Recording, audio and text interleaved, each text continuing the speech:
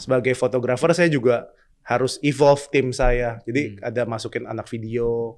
Ya, tapi ya direction udah mulai masuk ke udah gitu mulai ya? udah harus maksudnya kita adaptasi gitu loh, misalnya kayak masukin ke video untuk Reels atau TikTok atau YouTube gitu kan, kita bisa produksi kecil-kecilan karena basically ilmunya yang dipakai misal penataan, lighting tuh kita bisa bantu buat support gitu. Jadi produksi minimalis lah untuk Reels, bukan yang komersil skalanya gitu. Iya.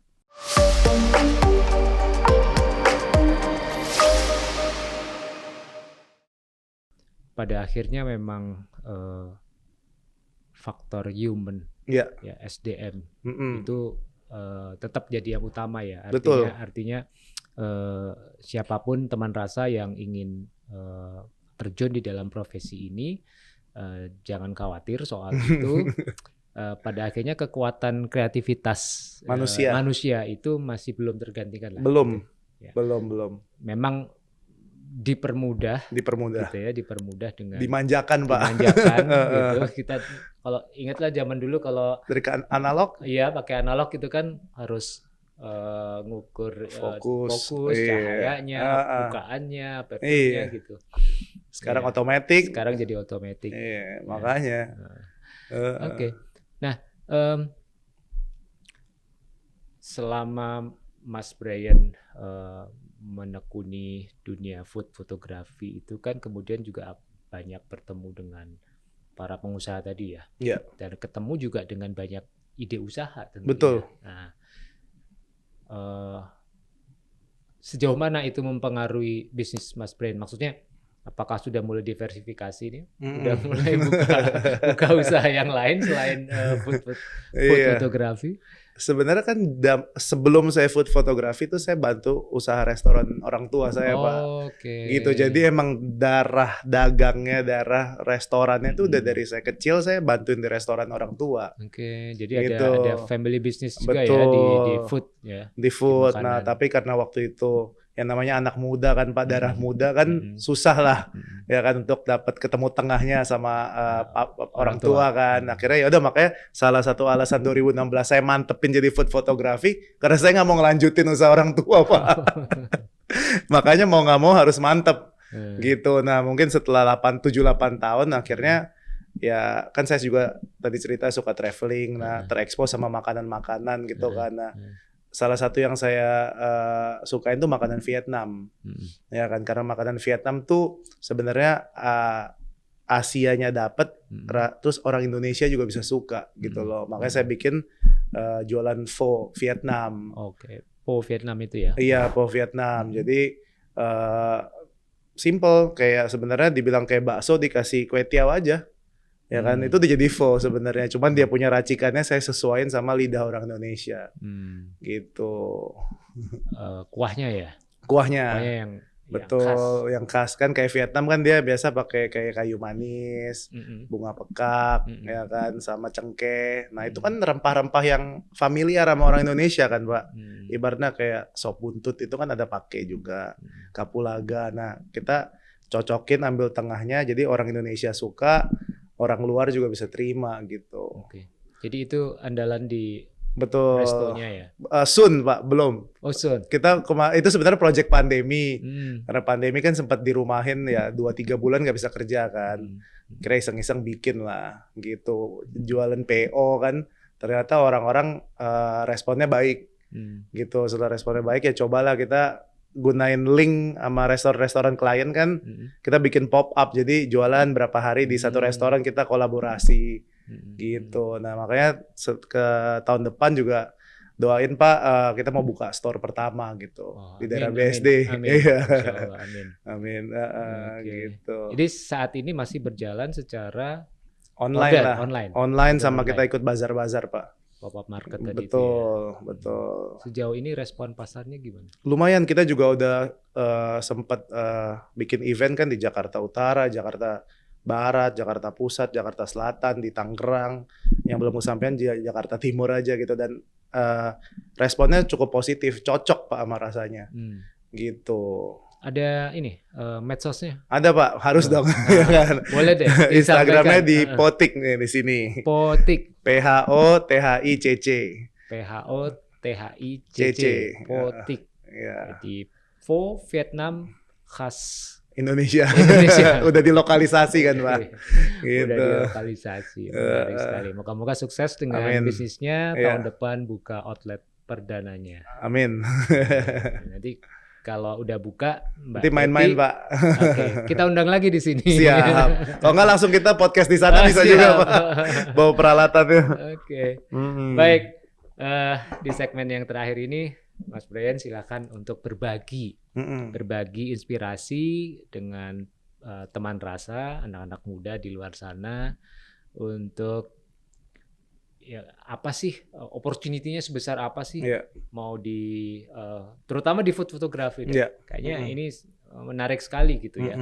Dan mungkin orang juga berpikir kayaknya sekarang dengan kamera HP pun bisa gitu ya. Bisa. Dengan smartphone yang sekarang rata-rata udah pada pakai semua. Itu sebenarnya juga bisa memulai profesi ini gitu ya sebenarnya. Dan apa yang harus dimiliki? Apakah harus ikut kursus atau bisa belajar sendiri atau gimana? Silakan Mas. Ya. Jadi kalau menurut saya misalnya mau mulai sesuatu yang penting mesti mulai dari passion ya Pak. Mulai dari passion dan juga kerja keras, keseriusan itu penting untuk misalnya dari segi kameranya mau apa ataupun misalnya mau siapa yang hire itu semua bisa dicari gitu. Tapi yang penting passion dan juga misalnya kerja keras itu yang susah lah dicari. Saya juga mulainya kebetulan dari kamera HP Pak. Ya kan kamera HP terus kebetulan dibeliin kamera.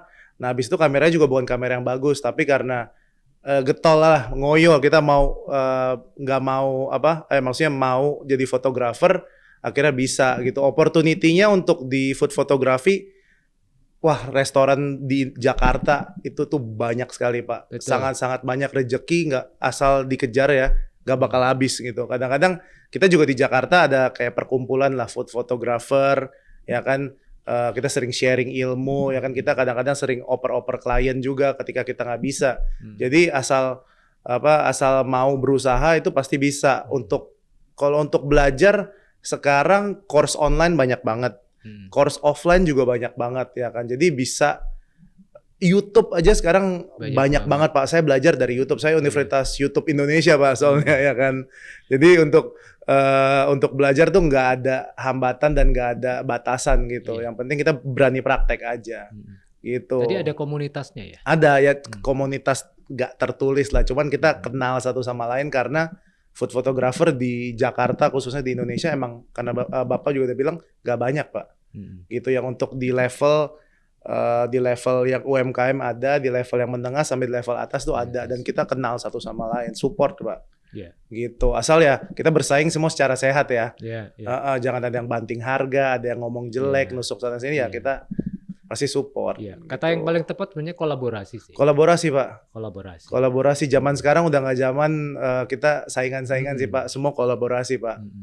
Gitu. Ya, bersaing dalam arti yang sehat, berkompetisi untuk menampilkan yang terbaik. Betul. Tapi jangan jatuh-jatuhan gitu ya. Betul. Jangan saling menjatuhkan gitu. Betul. Sebenarnya satu lagi sih Pak. Kebetulan kan Bapak di Kemenparekraf ya.